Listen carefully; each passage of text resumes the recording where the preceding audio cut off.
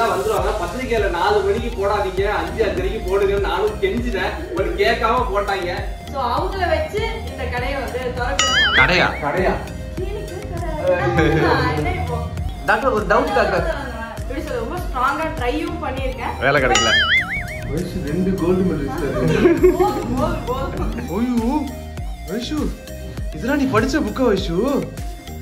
ஓ God. எல்லாத்தையும் படிச்சேன்னா ஒத்துக்க மாட்டேன். வாங்கி வச்சிருக்க பக்கத்து இடத்துல இருந்து.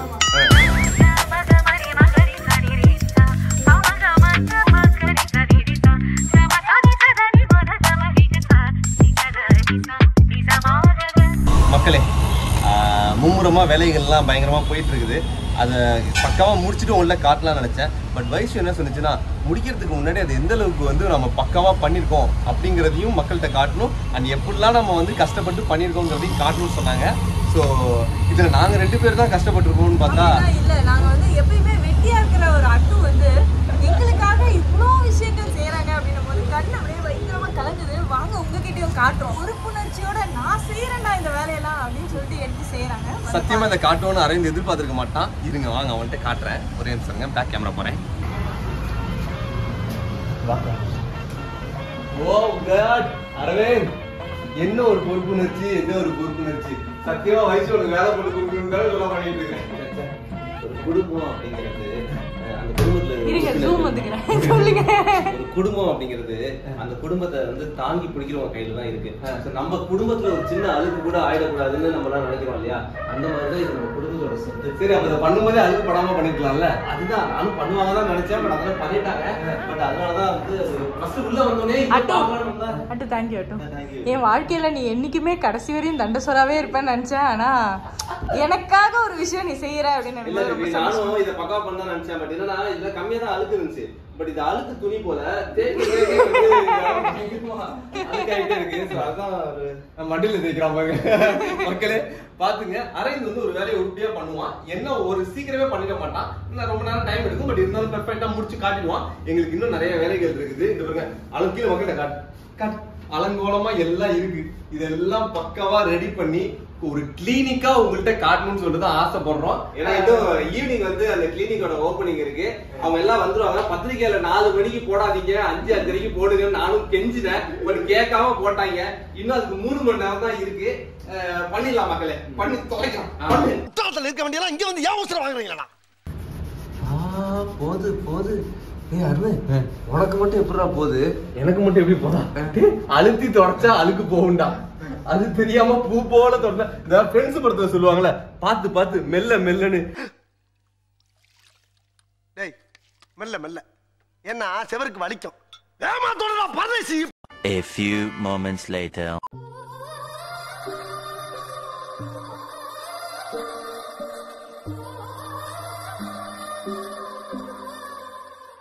ஹலோ, என்னடா பண்றீங்க?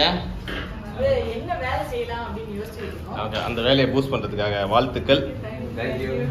நான் தான் வைஷோட முதல் பேஷண்ட். டாக்டர், இந்த கிளினிக் வந்து நல்லபடியா ஆரம்பிச்சிருக்கீங்க. இன்னும் கொஞ்சம் அலங்கோலமா தான் இருக்குது. எல்லாத்தையும் நல்லபடியா முடிச்சுட்டு பேஷண்டா நல்லா பாக்கணும்னு சொல்லிட்டு வாழ்த்துக்கள் தெரிவிச்சுக்கிறேன். இந்த கிளினிக்கு நான் அதிகமா வந்ததோட அருண் அரவிந்தோட பங்களிப்பு தான் ரொம்ப ஜாஸ்தி. தேங்க்யூ. பெருமையா சொல்றேன் அப்படின்றதுக்காக எல்லாம் இல்ல, ரொம்ப உண்மையாவே சொல்றேன். நான் பாதி நாள் இல்லை, நான் பார்த்துட்டு வீட்லயே தான் இருப்பேன். இங்க நடந்த ஒரு வேலையும் நல்லா நடந்திருக்குன்னா அதுக்கு முழுக்க இவங்க 2 பேரும் தான் காரணம். மூஞ்சிக்கு முன்னால புகழாத, அது எனக்கு பிடிக்காது. இந்த இடத்துல உங்களுக்கு வந்து நான் நன்றியை தெரிவிச்சுக்கிறேன். சொல்லுங்க டாக்டர், எவ்வளவு ஃபீலா இருக்கு? என்ன ஸ்பெஷல் இந்த வீடியோல மக்களுக்கு நம்ம என்ன சொல்ல போறோம்? இந்த வீடியோல என்ன சொல்ல போறோம் அப்படின்னா, இந்த கிளினிக் வந்து இன்னைக்கு நாங்க திறக்க போறோம். சோ அதுக்கான வேலைகளை தான் வந்து பண்ணி ஆல்ரெடி ஒரு வீடியோ போட்டீங்க, திறந்துன்னு சொல்லிட்டீங்களே. அது பூஜை போட்ட வீடியோ. இதுதான் ஓபனிங் வீடியோ. அதை நாங்க ஏன் பண்ணோம் அப்படின்னா, நல்ல நாள் கடந்து போகுதுன்னு சொல்லிட்டு அம்மா சொல்லிட்டு இருந்தாங்க. அதனால எங்க வீட்டுல பெரியவங்க தாத்தா பாட்டி தான்.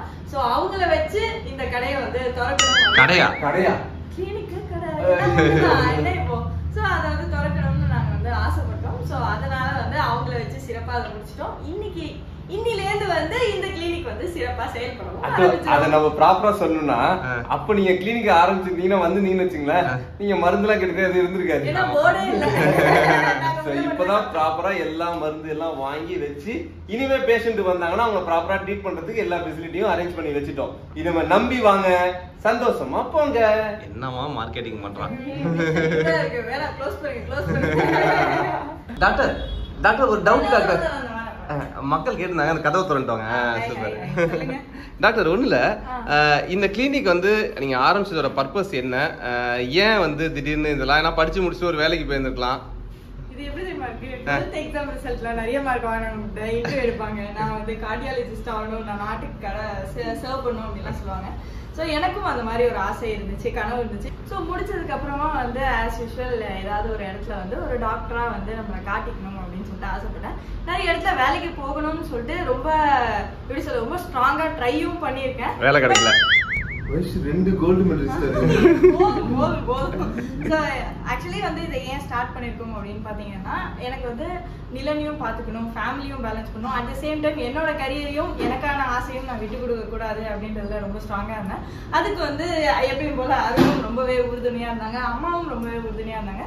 ஸோ அவங்க சொன்னாங்க, உனக்கு வந்து எல்லாத்தையும் பேலன்ஸ் பண்ணணும் அப்படின்னா நீ ஒரு 9 to 5 ஜாப் போனா இது நடக்குமான்னு எனக்கு தெரியாது. உனக்கு பிடிச்ச விஷயத்த நீ கிட்டக்க இருந்தே செய்யறதுக்கு ஏதாவது ஏற்பாடு பண்ண முடியும்னா பண்ணிக்கோ அப்படின்னு சொன்னாங்க. சோ அதுக்கான ஒரு அமைப்பு தான் இந்த கிளினிக். சோ இன்னிலேருந்து என்னோட ஆசை, என்னோட கனவை வந்து நான் ஸ்டார்ட் பண்ண போறேன். சோ அப்ப போட்ட விதை தான் இன்னைக்கு மரமா முளைச்சிருக்குது. அந்த மரத்துல நாங்க நின்று அந்த நிழல்ல தான் பேசிட்டு இருக்கிறோம்.